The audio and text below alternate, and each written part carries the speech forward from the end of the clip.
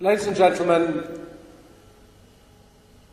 it's a great moment this, because as Swan says, how many times does one come to events, either in my case giving an event or trying to give an event, when one's really just talking about a dream and asking people in the audience, asking friends, sponsors, young people to make that dream a reality. What I want to make very clear before I begin, that with the support of Love Life, Toyota and many other generous people, every word that we say today is not a dream, it's a reality. And that's quite a special position to be in. And I tell you what, it makes me feel a lot better. The story I'm telling you this morning, this afternoon, whenever it is a story about people.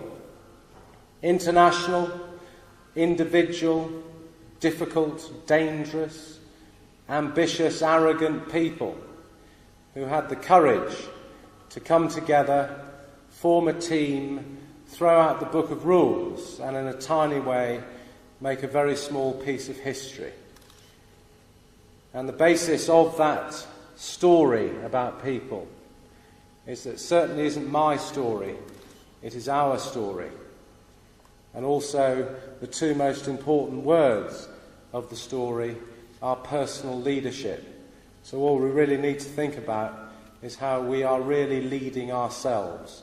And I tell you what, by being here today, with all the things that we're doing, no one in this room can say they aren't making a hell of a good effort on leading ourselves for a better future. To be honest with you, if you are that first person in history stupid enough, which I am, to have walked to the North Pole and the South Pole, 1,600 kilometres to the South Pole, 1,300 kilometres to the North Pole, I guarantee you, the man standing here is very sure of four basic things for the rest of his life.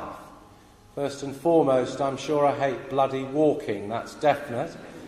Secondly, you'd have to be a bit strange, and I'm working on this one, to physically enjoy having ice in your underpants.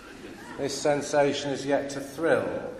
Therefore, I'm pretty sure I hate minus 60 degrees Celsius. Thirdly, and I'm still looking, and as Nolene knows, as the excellent manager of all we do in South Africa, I'm still looking. But to date, after 45 years on Earth, no insurance company has had the courage to cover my life. I'm still looking. Maybe you'll understand why as the story goes on. And lastly, and it upsets me that I'm still sure of this, and I know it upsets some of our young people who are here, that if you say to people that you're going to do something that's just a bit different, most people, and I call them the positive bastards, I have to admit, say to me, Robert, you will never do this. And to me personally, they always tell me I'm going to die, so I go away feeling very positive about things. For many reasons, you'll hear today, we managed to achieve those missions. But when I return home, those same sad people who send us away telling us we'll never do it, welcome us back. And I know you've experienced this, groundbreakers. They welcome us back by just saying the only reason you've done it is that you must be completely mad. I thought it might be of some use if we just had a very short focus on madness. It might help us. Just picture walking across a continent, Antarctica, which I have twice the size of Australia. That your destination at the South Pole is one building half the size of this room, and there's nothing else in the whole place. And that 9 hours a day, 7 days a week for 70 days in a row, you're walking across nothing, pulling on your back 180 kilograms, being with two people you don't like at all for the 70 days. But eventually you arrive at the pole. Off your body you've lost 28 kilograms in 70 days. So you're a bit thin, the mind's gone, but you did reach the pole because that was the point. Then by a series of aeroplanes you find yourself standing at Heathrow Airport, been in the Antarctic a year. You haven't had a proper bath or shower for a year. That's even extreme for an Englishman. You haven't seen a lady for a year. Trust me, you've got a lot of priorities. But the first thing you're told standing at the airport is that you must immediately go on a live television chat show. You don't even know your name. You've been in the Antarctic for a year. And you arrive at the studio, and the first question you're asked, I guarantee you, was it cold, Robert? Second question, some of you have been asked this, groundbreakers, already. I know. People say, we've just got to ask you, how do you go to the lavatory at -50? The answer is, as quickly as possible, surely. But as you're sitting there, this idea of madness does cross your mind. I hope no one in this room has ever truly starved. I have. I did it voluntarily.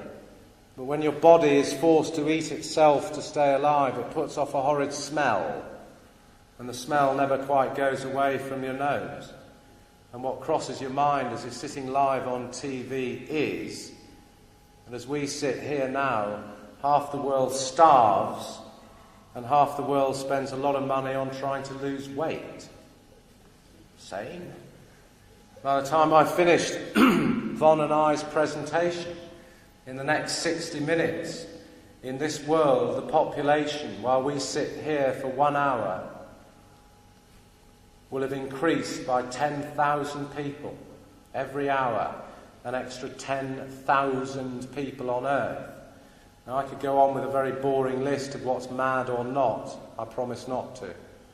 But the point I'm making is, if anybody ever says to me, to us, that you will never do something, anybody ever points a finger at you and say, you'll never do it, just quietly tell those people that we'll do it. And if anybody ever calls you mad to try and do something, today is about madness, really. Anybody ever call you mad to try? Just tell those people to watch the television news for 1 hour. And at the end of that marvellous experience, ask themselves what's sane. I've yet to work it out.